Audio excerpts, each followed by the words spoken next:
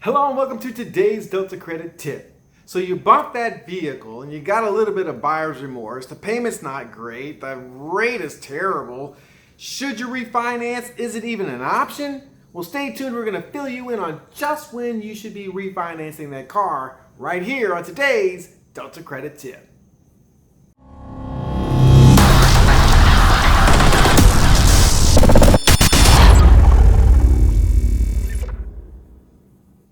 Hello and welcome back to today's Delta Credit Tip. I'm Michael Holmes of Delta Credit Restoration, bringing you yet more information to help you in your credit restoration process. Today we're talking about refinancing that car. Can you do it? But more importantly, should you do it? Right? So today we're going to talk about those numbers that you want to crunch to determine whether or not today is a good day for you to refinance that car. Hopefully you'll find this information helpful. If so, give us that thumbs up. Don't forget, subscribe and hit the bell so that every Thursday as we come out with more information to help you in your credit restoration process, you get it as we give it, and it'll help you right away. Most importantly, share it. One of the biggest questions that we have is, should I refinance my car? Lots of people have this question. Share it. They'll appreciate it. So in the meantime, let's go ahead and go into should you or should you not refinance that car. Okay. So first let's talk about, well, can you do it? And really what's going to determine whether or not you can or cannot refinance that car is going to be two or three things. One, the loan to value. Okay. Now the loan to value is the amount that the vehicle or collateral is worth versus how much you're borrowing against it. And that is your loan to value. Okay. Now, of course, if your car is upside down, in other words, you owe more than what it's worth, refinancing it typically is not an option. Some lenders will go to 125% of the value of the vehicle, but that's typically on the purchase, not a refi. The thing about auto loans is that lenders hate them. Banks hate them. They are the bottom of the totem pole when it comes to loans. Even personal loans are better than this, because even though those have a higher default rate, at least they're not losing more money, right? With a car loan, you got to impound the car. There's all the legal issues involved with it. You got to resell the car. It's just a big drama around cars, whereas a personal loan, you just lose the money. So really, banks don't like it. So to get the loan in the first place is one thing, but to try to refinance could be even more challenging, okay?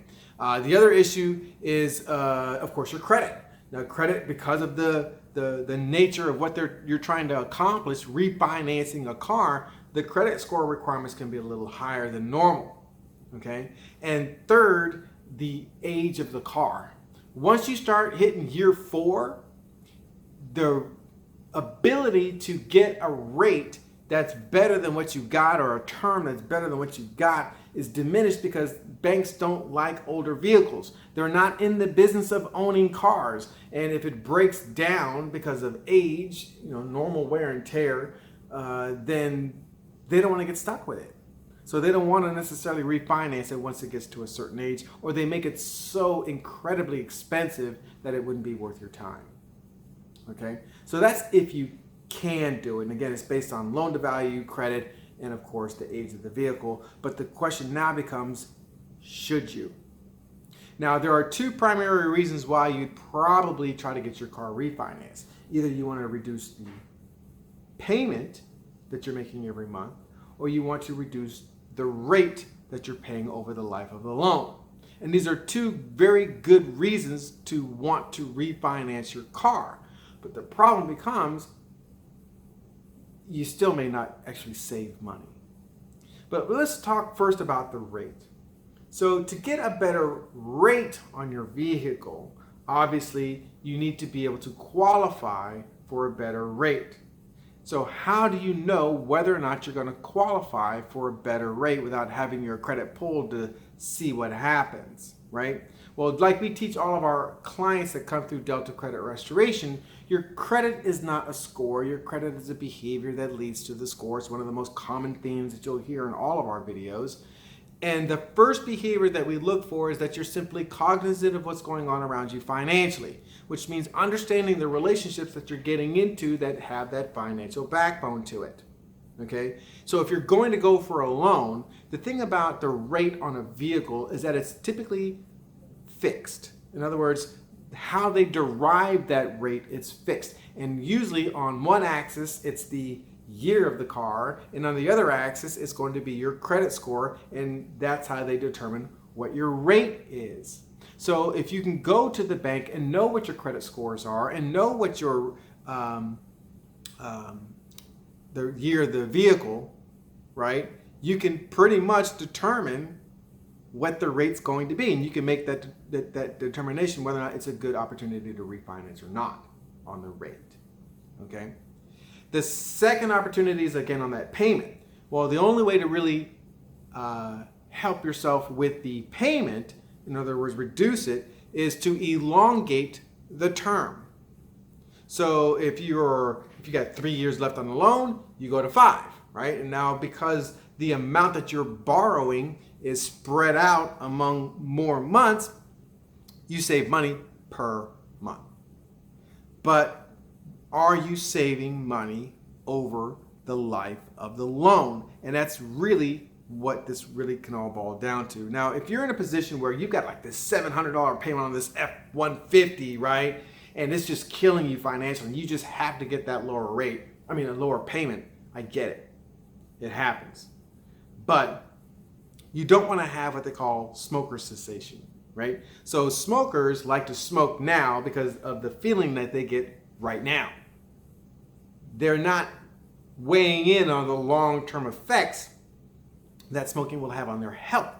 And that sometimes happens when we refinance. What we're paying per month, or the rate that we're actually receiving, is less, but the amount that we pay over the life of the loan is more. How can you prevent this from happening?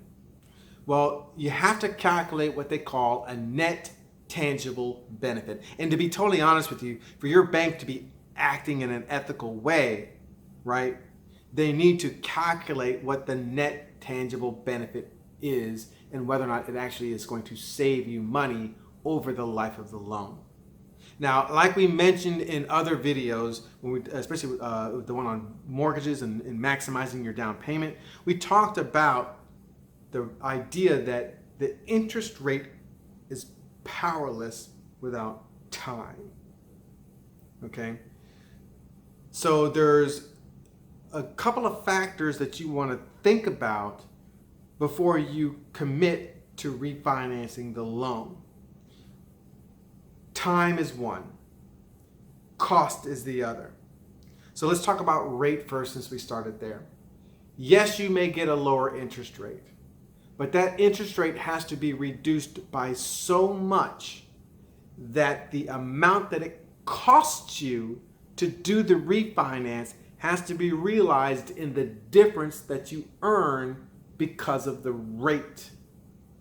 So if your rate goes from 7% to 4%, that 3% difference needs to yield a monthly payment difference enough to cover the cost to refinance it, like the doc stamps, like the loan origination fees or the loan fees that the bank charges you. Okay, so that's what you need to be kind of cognizant of when you're looking at the rate. When you're looking at the payment, if you're refinancing and elongating out that term, not only are you adding fees, but you're adding time. So yes, your monthly payment may be lower, but the amount that you pay over the life of the loan could increase the amount that you're actually paying for the car. Because if you're in month 3 out of 5, you've already invested a lot of money into that car. And now pushing that loan back out to 5 or more years, you're going to be accruing interest. Yes, you're paying the same amount for the car,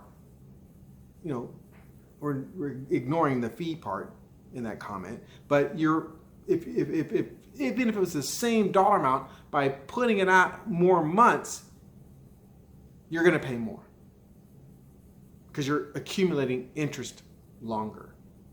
So let the math make your decision. Okay? if you can survive with the monthly payment that you have, if that net tangible benefit isn't an actual benefit to you, you don't want to refinance the vehicle. If you can actually save money, including the fees and the additional interest, then yes, it's a good decision. Now, sometimes what we try to do is if you can get a good enough rate reduction, if you've only got, let's say, 4 out of the 5 years left, or 3 out of the 5, or whatever you've got left, you want to refinance for the same amount of term that you have left. And that will eliminate the extra interest that you would pay as a result of elongating the term. If you can't get a lower rate because of either your credit or the age of the vehicle or the loan to value, right, and you're going to have to elongate the term, then perhaps you can combat the interest rate by making an additional principal payment after you've refinanced the vehicle to then eliminate the time on the back. Okay?